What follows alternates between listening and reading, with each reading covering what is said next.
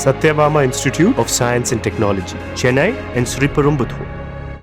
கூலி உயர்வு உள்ளிட்ட கோரிக்கைகளை வலியுறுத்தி கோவை திருப்பூர் மாவட்ட கூலிக்கு நெசவு செய்யும் விசைத்தறி உரிமையாளர்களின் காலவரையற்ற வேலைநிறுத்த போராட்டம் இன்று 18வது நாளாக தொடர்கிறது.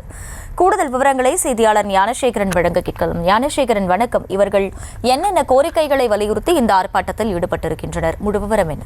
நிச்சயமாக கூலி உயர்வு உள்ளிட்ட கோரிக்கைகளை வலியுறுத்தி கோவை திருப்பூர் மாவட்ட கூலிக்கு நெசவு செய்யும் விசைத்தறி உரிமையாளர்கள் காலவரையற்ற வேலை நிறுத்தமானது இன்று 18வது நாளாக தொடர்கிறது.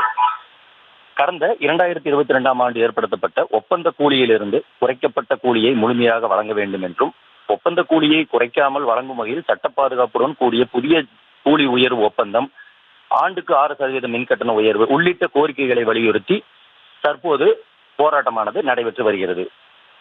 இந்த போராட்டத்தின் காரணமாக 10,000க்கும் மேற்பட்ட விசைத்தறி கூடங்களில் உள்ள 2 லட்சத்திற்கும் மேற்பட்ட விசைத்தறிகள் இயங்காததால் இதில் நேரடியாகவும் மறைமுகமாகவும் சுமார் 3 லட்சம் தொழிலாளர்கள் பாதிப்படைவதுடன் நாள் ஒன்றுக்கு சுமார் தற்போது வரை சுமார் 540 கோடி ரூபாய் மதிப்பிலான 13.50 கோடி மீட்டர் தாடா துணி உற்பத்தி இழப்பு ஏற்பட்டுள்ளது என்று கூறுகின்றனர். மேலும் விசைத்தறி கூடங்கள் தொடர்ந்து இயங்காமல் முடங்குவதால் இப்பகுதியில் கிராம பொருளாதாரம் வெகுவாக பாதிக்கப்பட்டு வாழ்வாதாரமே கேள்விக்குறாக நிலை ஏற்பட்டுள்ளது.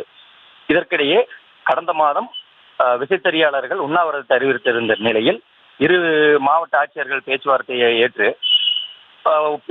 உண்ணாவிரத போராட்டத்தை கைவிட்ட நிலையில் விசைத்தறி வேலை நிறுத்தத்தை தொடர்வதாக கூறியுள்ளனர்.